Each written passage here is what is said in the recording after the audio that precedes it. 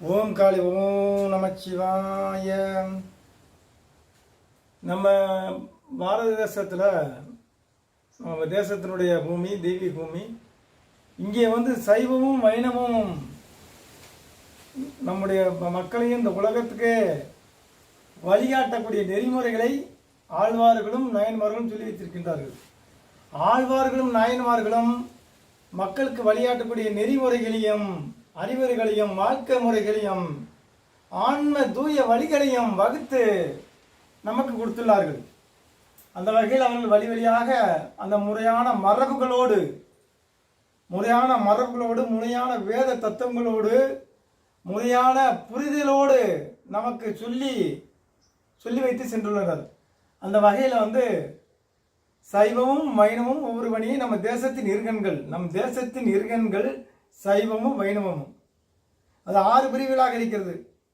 இருந்தாலும் அந்த முக்கியமாக சைவம் வைணவம் சாக்தம் அப்படிங்கிற வழிபாடு முக்கண்ணாக இருந்து ஒரு தேகத்தின் முக்கண்ணா வலதுகண் இடதுகண் நெற்றிக்கண் 3 கண்ணாக இருந்து நமக்கு நம்முடைய தேசத்துக்கும் பாரதேசத்துக்கும் நம்முடைய உலகத்திற்கும் வழிகாட்டியாக நிற்கின்றது. இந்த உலகத்தில் எல்லா ஊர்களும் வாழ சகித்து தன்மையும் அன்பையும் அறிவியும் நம் முன்னோர்கள் தெரிவித்து செல்கின்றார்கள். அறிவியலையும் ஞானத்தையும் அறிவு சார்ந்த விஷயங்களையும் நுட்பங்களையும் நம்முடைய முன்னோர்கள் சித்தர்கள் நுட்பமாக சொல்லியிருக்கின்றார்கள். அந்த காலத்தில் சொன்ன விஷயங்களை நாம் மறந்ததுனாலே நமக்கு அவங்க என்ன சொன்னாங்கிறது நமக்கு மறந்து போகின்றது. அந்த வகையில் இன்னைக்கு ஆழ்வாருடைய ஒருவராக ஆண்டாள் அம்மையாருடைய பாடலை நாம் இன்று பார்ப்போம். ஆழ்வாருடைய வைணவத்தில் ஆழ்வாருடைய பங்கு தமிழ் தொண்டும் தெய்வீக தொண்டும் புரிந்த ஆழ்வார் பெருமக்கள் ஞானத்தையும் வீரத்தையும் அறிவையும் மக்களுக்கு பக்தியோடு போதித்துள்ளார்கள். மனிதன் வாழ வேண்டிய ஒழுக்க நெறிகளை விதித்துள்ளார்கள். பக்தியிலே எல்லாமே பக்திக்கு இல்லை. பக்திங்கிறது வணங்குவது மட்டும் பக்தி இல்லை. பக்திங்கிறது சாமியை வணங்குவது மட்டும் பக்தி இல்லை. பக்தி என்றால் அந்த பக்திக்குள் 3 அடங்கி நிற்கும். என்ன? அன்பு, பொதுநல அன்பு, சகித்தன்மை, ஜீவகாரணியம், இது எல்லாமே அடங்கியிருக்கும்.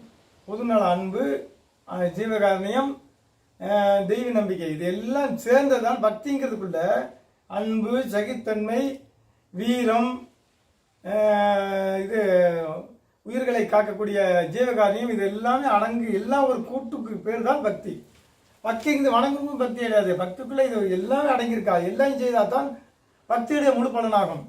அந்த வகையில் நம்முடைய ஆழ்வார்கள் கண்ணனை வணங்குவது மட்டும் இல்லாமல் கண்ணனை வணங்கி அதுக்கு எல்லா உயிர்களுக்கும் என்னென்ன தொண்டு செய்யணுமோ கோமாதாக்களுடைய தர்மத்தை நிலைநாட்டி உயிர்களுடைய தர்மத்தை நிலைநாட்டி மக்களுடைய நெறியையும் நிலைநாட்டி வாழ்ந்து விட்டு சென்றுள்ளனர். அந்த வகையில் சில அறிவியல் விஷயங்களையும் பெரிய அறிவியல் விஷயங்களையும் நுணுக்கங்களையும் அண்டம் பிண்டம் சார்ந்த ரகசியங்களையும் தங்களுடைய பாடல்களில் ஊற்றியுள்ளார்கள்.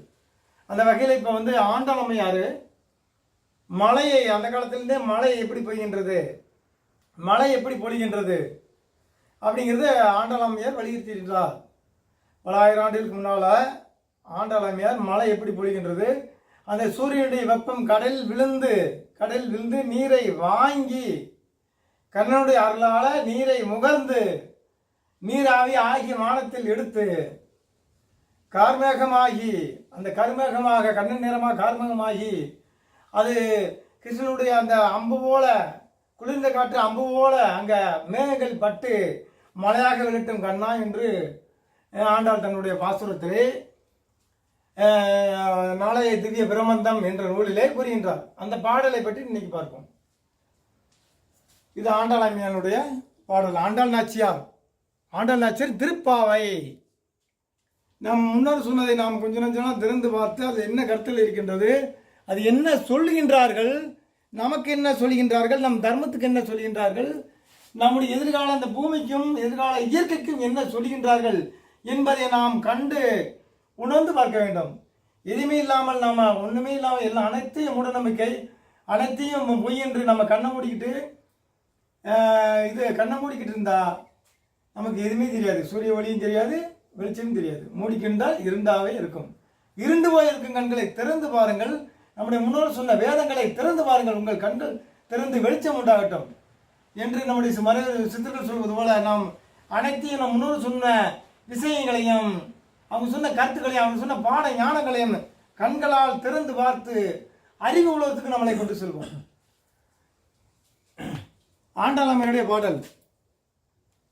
ஆழிமலை கண்ணா ஒன்று நீ கை விகரவேல், ஆழியுள் உக்கு முகந்து கொடு ஆர்த்து ஏறி, ஊழி முதல்வன் உருவம் போல மெய்கருத்து, பாலியந்தோள் உடை பற்பனாவன் கையில், ஆழிபோல் மின்னி வளம்புரி போல் நின்று அதிர்ந்து, தாளாதே சார்கம் உதைத்த சரமலை போல், வாழ உலகினில் வெய்திடாய் நாங்களும் மார்கள் நீராட மகிழ்ந்து எழோர் எம்பாவாய் என்று ஆண்டாளம்மையார் ஆற்றுல நீர் குறையவும் அந்த அம்மா நாச்சியார் அம்மா படிக்கிறாங்க.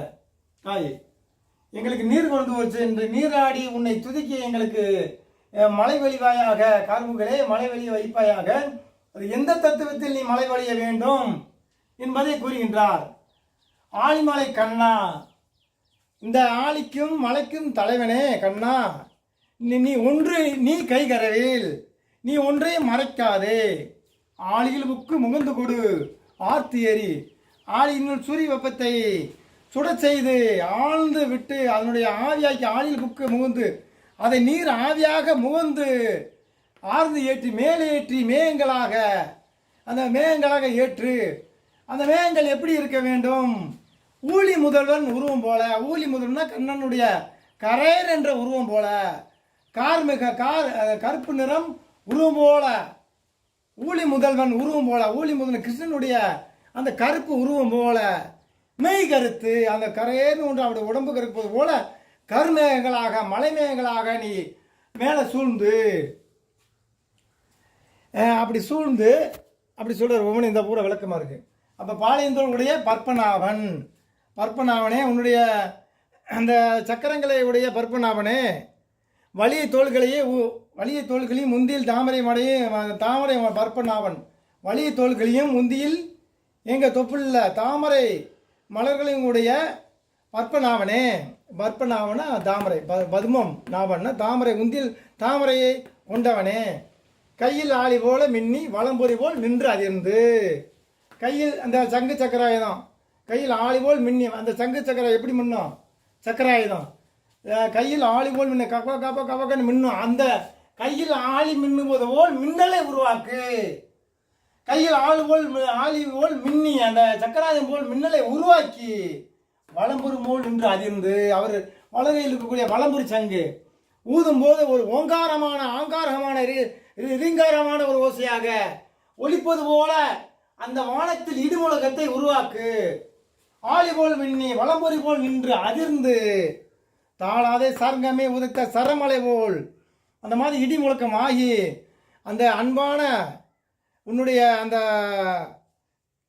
உண்மையின் அன்பான அந்த சார்வாங்க வில்லில் ஏவிய அம்பு போல, சார்வாங்க வில்லில் ஏவிய அம்பு போல அந்த குளிர்ந்த காற்றை அந்த அம்பில் விட்டு, குளிர்ந்த காற்றை அந்த மேகங்கள் அம்பில் விட்டு சரமலை போல் பெய்ய வை, இந்த உலகத்தில் வாழ, இந்த உலகத்தில் உயிர்கள் எல்லாம் வாழ மழை பெய்திடுவாய், நாங்களும் மார்கள் நீராடுவோம் மகிழ்ந்து அப்படிங்கிறான் அப்படின்னு அம்மா சொல்கிறாங்க. இந்த மாதிரி மழை பெய்யக்கூடிய தன்மையை ஆண்டாள் நாச்சியார் அம்மா என்ன சொல்கிறாங்க? கார்முகில் ஆழிமலைக்கு தலைவனே, நீ உன்னுடைய அன்பால் உன்னுடைய அருள் கடத்தால் ஒன்றி நீ மறைக்காதே, உன் அன்பால் சூரிய வெப்பத்தை கடலில் புகுத்தி அதை நீராவியாக்கி மேலே எழும்பி அந்த மேகம் எப்படி இருக்கும்? உன்னுடைய நிறம் போல் கருத்து இருக்கும். ஊழிமலை தலைவனே, ஊழி முதல்வனே, அந்த கார்முகில் கண்ணனே, அந்த கண்ணனுடைய உருவம் போல் கருத்து இருக்கும். அந்த கருத்து இருக்கிற உன்னுடைய சக்கராயுதம் போல அந்த ஒளியை கொடுத்து மின்னலாக்கி, உன் வளம்புரி செங்கு போல அந்த இடி முழக்கத்தை உண்டாக்கி சத்தத்தை உண்டாக்கி, உன் சார்வாங்க அன்பில் குளிர்ச்சியை அம்பு போல விட்டு நீ இந்த உலக மக்கள் வாழ மழையாக பொழிவாயாக கண்ணா என்று நாங்களும் நீராட வேண்டும் என்று அம்மையார் வேண்டுகின்றார். அந்த மாதிரி இங்கே தமிழும் ஆன்மீகமும் தெய்வீகமும் தமிழும் கலந்த அறிவிலும் கலந்த ஒரு தெய்வீக பாடல். அம்மா உணர்ந்து தூய சுத்த தேன்தமிழில் தேன்தமிழில் தெய்வீகத்தை, நம்முடைய தெய்வீகத்தை புகுத்தி நம்முடைய கலாச்சாரத்தையும் அறிவையிலேயே நான் எப்படி இருக்க வேண்டும், மழையை பொழிவதற்கு கண்ணனிடம் கட்டளை எங்களுக்கு நீர் குறைந்துள்ளது, ஆற்றில் நீர் குறைந்து விட்டது, இந்த மாதிரி நீ செய்து நீ மழையை பொழிவிப்பாயாக கண்ணனே அப்படி என்று ஆண்டாளாமையான் சொல்லுகிறார். இது மாதிரி கடல் நீரை நீராவி, அந்த சூரிய வெப்பம் நீராவியாகி மேலே கொண்டு மலையில் குளிர்ந்த காற்றுப்பட்டு மழையாக பொழியும் என்பதை பல ஆயிரம் ஆண்டுகளுக்கு முன்னாலே நம்ம ஆண்டாள் அம்மையார் நமக்கு சொல்லிவிட்டு சார். ஆனால் யாரும் அதை புரிதும் இல்லை, பார்ப்பதும் இல்லை. உண்மையான மனநிலையோடு ஆழ்வார் சொன்னதையும் நாயன்மார் சொன்னதையும் பாடல்களையும் ஒவ்வொரு காரியத்துக்கு நாம் மனமுருகி அவரை கிருஷ்ணனுடையமும் சிவனுடையும் நாம் எந்த முறையில் நாம் வணங்கிறோமோ அந்த முறையில் நாம் வேண்டினாலே அவருடைய அருள் முழுமையாக கிடைக்கும், அந்த காரியம் நிகழும்.